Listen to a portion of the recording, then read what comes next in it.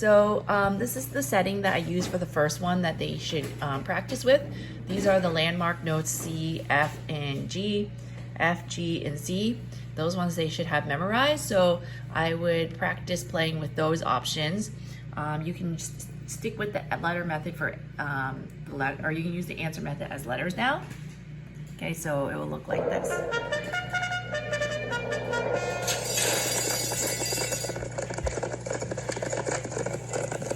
I'll just pick the letters.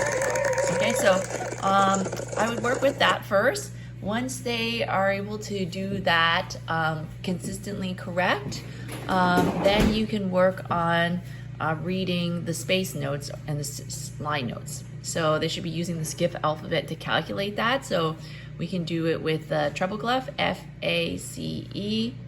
Oops. So you pick all the ones with the spaces.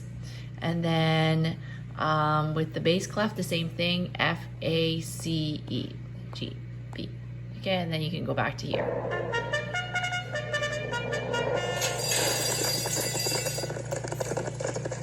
So they can pick their letter names and play like that, okay? Then the other way, once they get that one consistently correct, then you can change it to go with all the space notes. So take that out, so we'll just remove all this. Go G, B, D, F, A, and C, and then same thing in the bass or treble clef. You can remove all of these and start with the space notes or line notes. Oops, there you go. D and G and F. Okay, so then they're practicing all the line notes here and then middle C here. Okay. Because they should be using the skip alphabet video. We went through this in theory class, and we did it in the piano class so that they can, and it's also in the theory book to figure out and count up and down the lines and spaces. And then if they have trouble with recognizing the key names, what I would do is take out, one of the clefs like here, and go to here and change this answer method to the keyboard, okay? So that will help them with making sure they review the names of the keys. Because if you pick stuff down here, it just won't have enough keyboard space for that. So you can practice like that with one clef.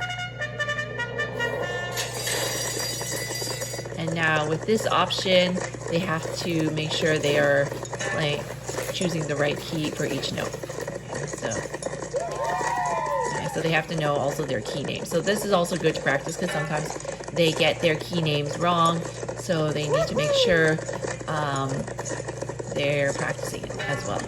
Also, it goes by octaves too. So sometimes it could be wrong because this is the middle C down here. So this G is actually up here instead of up here.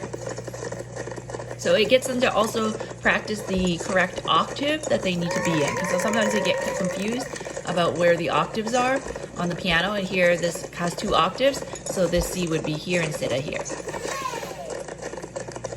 So with this option, you can only probably practice with 1 clef just because of the keyboard screen doesn't allow you to go with 2. So I would practice like that with the keyboard names, and then doing it on the line notes, on the space notes, and doing it on the clefs as well.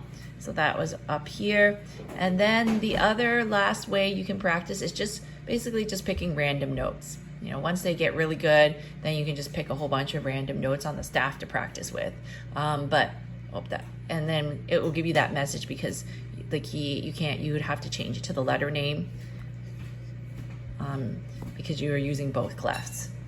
Okay. So once they are able to do everything, all the other versions really well, then you can let them practice with any notes on the staff. But I would first start with the ones that I recommended, the landmark notes, doing all the line notes, all the space notes, practicing with the keyboard, and then after practicing it all mixed up. And I wouldn't go on to another version until they are able to do it consistently correct. And then they can always go back and review.